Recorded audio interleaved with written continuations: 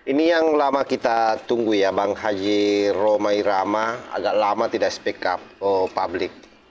Dan baru-baru saja ini dia mengundang lagi tamu di podcastnya Bisikan Roma, di mana tamu yang diundang itu beririsan kuat dengan aktivitas Rizik Syihab selama ini sebagai orang yang selalu membuat kekacauan di NKRI. Tidak saja sampai di situ, tamu yang diundang ini harus saya pertegas bahwa dia adalah mantan napiter yang memiliki keahlian merakit senjata api, memiliki keahlian merakit, dan sampai kemudian membahas soal seperti apa Rizik Syihab dengan seluruh pasukannya di Nusantara ini. Kesannya bahwa memang sangat mengancam NKRI, dan ada satu yang menjadi catatan besar, bahwa rupanya hampir seluruh gerakan-gerakan separatis di seluruh dunia satu sama lain itu saling mendukung, apapun juga organisasinya.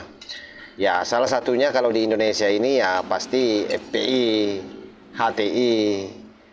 Mereka-mereka lah yang selama ini kita kenal sebagai tempat untuk membiarkan orang-orang yang ekstrim radikal. Nah, seperti apa pembahasan yang begitu padat dan singkat di podcast Roma Irama? Ini coba kita simak videonya. Kemarin viral ya. Waduh. Sahabat saya nih Muhammad Rizik Syihab di acara 212. 212 ya, 212. Iya, 212. Beliau teriak-teriak dengan semangat yang luar biasa menghimbau kepada Presiden Prabowo untuk membuat pendaftaran rakyat Indonesia agar maju menyerang ke Palestina gitu kan. Wah, luar biasa. Sehingga banyaklah respon-respon di masyarakat. Kalau semangat jihadnya nyuruh-nyuruh orang itu mah gampang, Beb, gitu ya. Kalau yang betul, kalau Anda betul-betul pahlawan, betul-betul mujahid, ayo saya komandani berangkat ke Palestina. Bersama-sama saya kita jihad melawan. Nah, ini baru benar. Orang itu, ayo kita berangkat aja. Dia sendiri diam aja gitu kan. Nah ini apa ya? Orang nyuruh-nyuruh perang, Anda sendiri nggak datang, nggak maju gitu. Sama juga, asah kalau kita perang, tapi dia nggak perang. Ada lagi menantunya luar biasa, lebih luar biasa lagi. Seakan-akan memerintahkan seluruh negara-negara Islam, kerahkan tentara kalian, serbu itu Israel di Palestina. Nabi saudara, negara-negara Islam kirim pasukan kalian, jangan takut. Ini siapa dia gitu, merasa cucu Nabi banget gitu, menjadi komandan daripada seluruh umat Islam. Na'udzubillah min dzalik. Nah inilah mujahid yang sebenarnya gitu ya. Kalau memang mau jihad fisabilillah, ibda binafsik, mulai dengan diri sendiri gitu kan. Ya, tapi kan sekarang sudah diatur, Pak Haji. Bagi siapa yang berangkat ke tempat konflik itu bisa dipidana. Bisa dipidana. Ya, jadi hati-hati ya masyarakat yang kemudian merencanakan, mendanai, membiayai ya berangkat ke tempat konflik ya itu bisa dipidana. Begitu.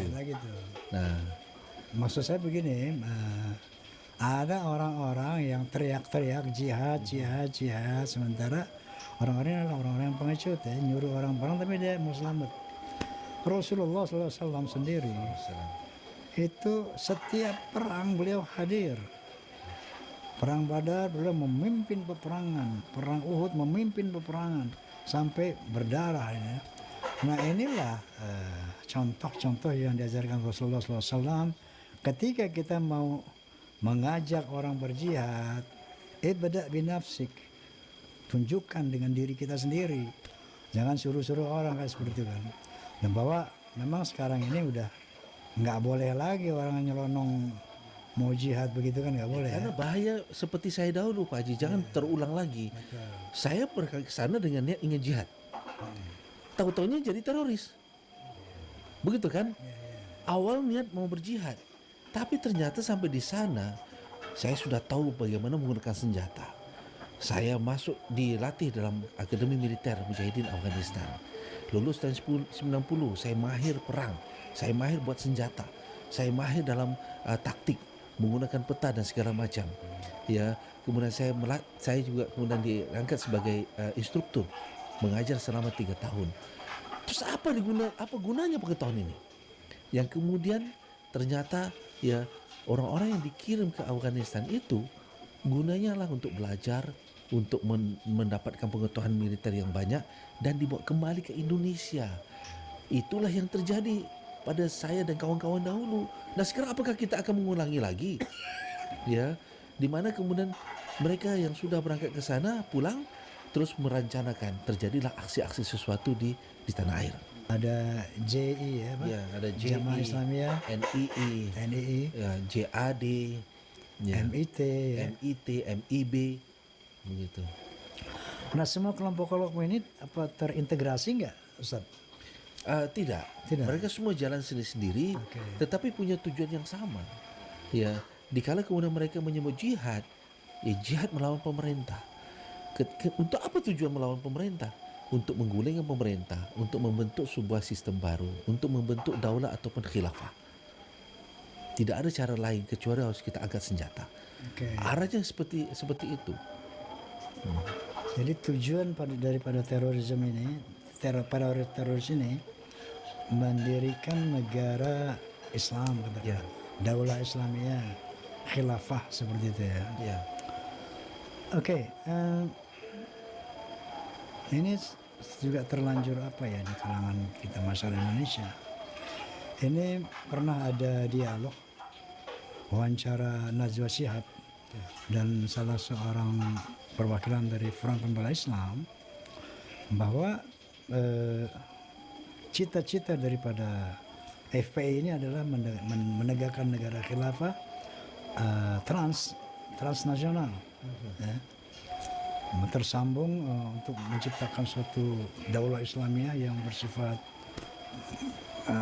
khilafah seperti Osmaniyah yang terakhir dulu ya. Khilafah Osmaniyah. Saya punya keputusan dan ketetapan hasil Munas Front Pembela Islam, ada ADART FPI. Saya punya lengkap ini. Di pasal 6 misalnya ADART-nya kita tunjukkan juga ke pemirsa. Itu disebut, boleh ditunjukkan di layar yang full? Ya. Visi dan misi organisasi FPI adalah penerapan syariat Islam secara kafah di bawah naungan Khilafah Islamiyah.